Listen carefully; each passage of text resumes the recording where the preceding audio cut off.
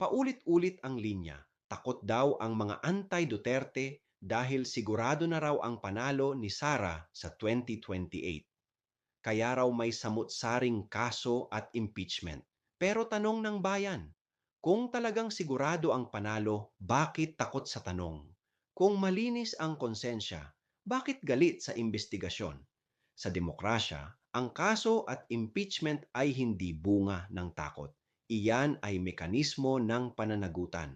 Ang tunay na takot ay hindi sa kandidato, kundi sa katotohanang maaaring lumabas kapag may nagtanong. Ang pananampalataya ay malinaw. Ang matuwid ay hindi natitinag ng pagsusuri. Ang may tinatago ang unang sumisigaw ng paninira. Ako si Padre Jesse Galilea, may pusong Pinoy at kasama mo sa pag-iingay ng bayan.